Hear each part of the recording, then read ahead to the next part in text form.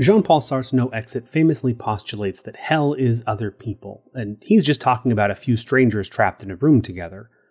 And while I don't necessarily want to examine that premise in depth, I do think it's true that hell is other people when the room is a car, the other people are your dad, and the thing trapping you is Bigfoot dancing to the Bee Gees. And really, haven't we all been there? Like, we probably haven't been here specifically, but we know what this feels like, right? To be a young person forced to interact with a grown-up who, I guess, cares about you, but also is definitely the most annoying person in the world. My dad's soup. Huh? Right? I loved a Goofy movie as a kid, but coming back to it as an adult and as a father, a Goofy movie is, in my opinion, the perfect dad movie. Not because Goofy is the perfect dad, but because Goofy, in all his foibles and flaws and failures, perfectly captures dadness. As a dad who has a dad, I fully and completely empathize with both of these people. All three of them, really, but let's focus on these two. And maybe this guy. And maybe him too, and possibly this dude. But let's start small. Let's start here. Despite its title, a Goofy movie follows Max, Goofy's son. The story it tells is his story, a story about how he's head over heels for this girl he wants to date, and the ridiculous lengths he'll go through to get her to go out with him, and how his dad, the absolute ass, is ruining his life. And I want to talk about Max's story and experience here, but first I want to take the movie at its word and treat it like what it says it is, a Goofy movie. So let's look at the story from Goofy's point of view. Goofy is at work, talking to his boss Pete about how he wishes he could connect better with his son Max. Pete tells Goofy that he needs to keep Max on a tighter leash because it's so easy for kids to go down a bad path, but Goofy says no. Max is a good kid. I trust him, and he's not any kind of trouble. And it is at this moment that Goofy gets one of the most preposterously histrionic phone calls in cinema history from Max's principal, Vizzini. Hello. Yes, Mr. Goof. This is Principal Mazer. Principal Vizzini says Max is A gang member. and is headed for The electric chair! The electric chair. And Goofy is exactly primed to take this stupid-ass idea seriously, and so he does. In a fit of divine inspiration sent by the gods of Kmart, Goofy decides to take Max fishing, following a path of connection that has helped bond generations of goofs. You look just like I did at your age. Please don't say that, Dad. They follow the holy map of the Goof clan from their home in possibly Ohio on a positively Odyssean path in the general direction of Lake Destiny, Idaho. Goofy hopes that Max will be excited at the opportunity to bond, but Max is extremely teenaged, and so he is sullen, grouchy, angry at everything, and nothing Goofy tries seems to break through. After an uncomfortable night of forced connection that only a goof could experience, Goofy starts to see Max open up a little bit. He doesn't know what it was, but it starts to seem like they've turned a corner. They start having a trip that looks a lot more like the one Goofy dreamed of, and it turns out that Max is exactly the great kid that Goofy always knew him to be. But of course, they run into Pete again. And Pete finds out and then tells Goofy that Max has changed the map. Well, I heard the little mutant telling PJ that he changed the map, so you're heading straight to LA, pal. Goofy tries hard not to believe Pete, but the cosmos puts the map in front of his face, and here we are. Max and Goofy have a fight so dramatic that neither of them seems to notice that they are in the middle of dying. You ruin everything. You ruined my vacation. And at the heart of that argument is space. The seemingly uncrossable gap between father and son.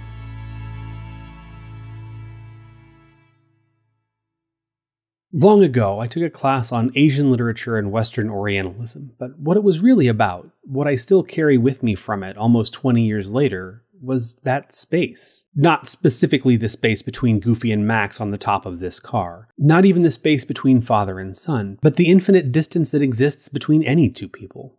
It started with a conversation about Coleman Barks' translation of the Sufi poet Rumi, and how there's a pretty big gap between, say, an early 13th century Sufi mystic writing in Persian, and a currently living Chattanoogan who does not read or speak Persian, but who has appeared on a Coldplay album. And how maybe it's worth having a certain amount of skepticism about how accurately the latter can really translate the former, like 750 years later. To me, that interpretive gap, the space between Rumi dictating poetry in 1258 and Coleman Barks setting up this website on Wix, was pretty damnable. I liked Barks, but I wasn't reading Rumi. So I started thinking, was it even possible for me to understand Rumi?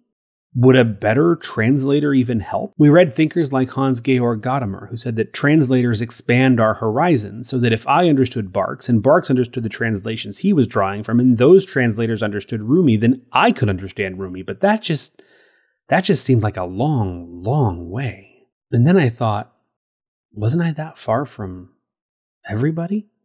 At the end of that class, I wrote this. What I'm left with here, I think, is this. I can't bring myself to accept the fact that one person can ever understand another. And I think that's an important assumption that I carry with me to pretty much every piece of human contact in which I engage. I can never assume, no matter how much discussion goes into something, no matter how long we talk about it, I can never really know what you're talking about. My father and my son are probably closer to each other than I am to either of them right now. Not like emotionally, physically. My dad's house is about half a mile from Kid Nuke's school, and both are about 3 miles from my house. We're having some gentle thunderstorms this week, so it's extremely possible that it's raining on both of them, even though the sky outside my window is pretty clear. I don't know how either of them are feeling right now. I don't know who they're talking to or what they're doing today. I saw Kid Nuke this morning and Papa Nuke last night, but they've had experiences since I've seen them that have changed them in whatever small ways. And as if to prove my point, my dad just texted me as I was writing this sentence. He's not where I thought he was. He's coming to my house and bringing me coffee. Thanks, Dad.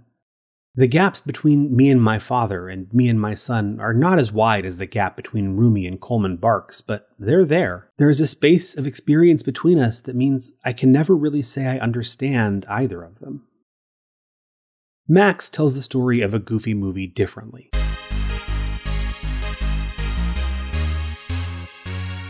For him, it's a story about a girl. He finally manages to catch the eye of the girl of his dreams, and she agrees to go out with him. I'd love to. Yeah. And then he has this dad who ruins his life by making him go fishing, and she's gonna go out with someone else, and he has to lie to buy time, and now he has to figure out how he's gonna fix this, but his stupid dad has taken him to this stupid possum show with this stupid girl and her teeth and her pigtails, and damn it, Dad, don't you know I have a life? I was a little younger than Max when the movie came out, so I was 1000% on his side for the entire movie, at least in part because I too had a pretty impractical crush on Roxanne. But Max doesn't care about Lake Destiny. Max has finally got his life heading in the direction he wants it, and now he's gonna lose it. Goofy doesn't know about— She said yes! About Stacy's part. I have no choice. I'm sure I can find someone else. Max doesn't know about— Gang member. The electric chair. Unemployed in Greenland. I mean, they do, but they don't. Max knows he got in trouble at school. He tells Goofy about all his things, but neither of them are actually able to get their heads around what the other person is feeling or experiencing because of all this space. There's a wall between them. When a Goofy movie came out, Columbia House was still very much a thing. For those of you who were not born before God, the Columbia House Record Club was basically a subscription service for music. So you'd pay a monthly fee, order a bunch of CDs, and then send back the ones you didn't want. So when I became obnoxiously obsessed with the Goofy movie for normal reasons, I also became obnoxiously obsessed with Powerline, who, let us be clear, still kicks ass in 2023. Part of the reason I couldn't stop watching a Goofy movie over and over again is that I just wanted to listen to Stand Out 1,000 times, which, not gonna lie, I kinda still do. My dad and I have always connected through music, so when he saw that I was really into Powerline, he ordered I'm Ready, an album that, despite its cover art, is surprisingly not about Tevin Campbell waiting in your closet to sniff your shoes once you fall asleep. My dad kept telling me that he thought I'd like it, because Tevin Campbell was the voice of Powerline, and if I liked the music in a Goofy movie, I'd probably like Tevin Campbell. It was at least worth listening to, right? It was incredibly thoughtful and considerate and kind, and I cannot tell you how much I did not care about this CD. I understood why my dad thought I would like it, but I just refused to listen. I refused to listen to Tevin Campbell the same way Tevin Campbell refused to listen to everyone who said this photo looked like a cover shot for Sultry Lurker Quarterly. Because I was Max. I was extremely teenaged, and how could my dad possibly understand anything about me? The gap between me and my dad was the same as the gap between Max and Goofy. They were in the same space, having the same experiences, but also just impossibly far apart. Goofy's doing everything he can to connect with Max, but from Max's point of view, his dumb dad could not possibly comprehend him. That is, Max couldn't bring himself to accept the fact that one person can ever understand another. Thanks a lot, Steve. When I turned in that paper, my professor Steve pulled me aside. He wasn't that much older than me, 15 years maybe? Come to think of it, probably the age I am now. We both knew that the crisis I was having wasn't real, but also that it kinda was. So he sat me down in his office and he told me this. It's not as hopeless as all that. When I look into my wife's eyes and she tells me that she loves me, I know what that means. And when I look into my kids' eyes and tell them I love them, I know they understand, even though the gap between us is decades wide. Because it's true. There will always be a gap between us. But that doesn't mean we can't reach across. It doesn't mean we can't make contact. Or, to quote the poet, if a wall should come between us, too high to climb, too hard to break through, I know that love will lead us and find a way to bring me to you.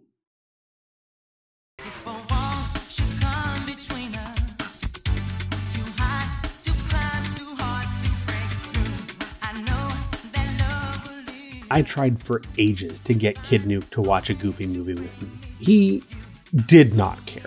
He did not want to look at that movie any more than Tevin Campbell wanted to look at other options for cover photos. And I could feel the irony of that. I could feel what my dad felt back in 1993 when he was like, "You'll love this, just try." And I was like, "No, you're too old to have useful ideas." In a Goofy movie, the thing that finally connects Max and Goofy is the perfect cast. The perfect what? Goofy's been trying to teach Max how to fish for the whole movie, and he has no reason whatsoever to believe that Max is listening. But when they're going over a waterfall and the only thing to save them is Max with a parachute accidentally constructed from a tarp, because, you know, Goofy, he uses the perfect cast to save Goofy from certain Yahoo hoo-hoo-hooing. Perfect cast. And when they end up on stage with Powerline, Max has Goofy do the cast so that he'll look like he's dancing. But my dad can't fish, and he certainly cannot manage choreography. Like I said, we've always connected via music, and today is Father's Day, so this year for Father's Day, I am listening to this creepy-ass album. And as I do, I'm filled with an overwhelming sense of just, man, Dad, what were we even doing in the 90s? This album by this man making this face has a song on it called The Halls of Desire, which tracks, and also a song called Infant Child, which, no thank you, Mr. Campbell. Also, it sounds like he has stolen the synthesizers right off the set of In Living Color. Happy Father's Day, everybody. I made this video for my dad, but I want to dedicate it to someone else, Steve. Steve passed away unexpectedly last year, but I'll never forget what he taught me. We can always reach across the spaces between us. Thanks, Steve.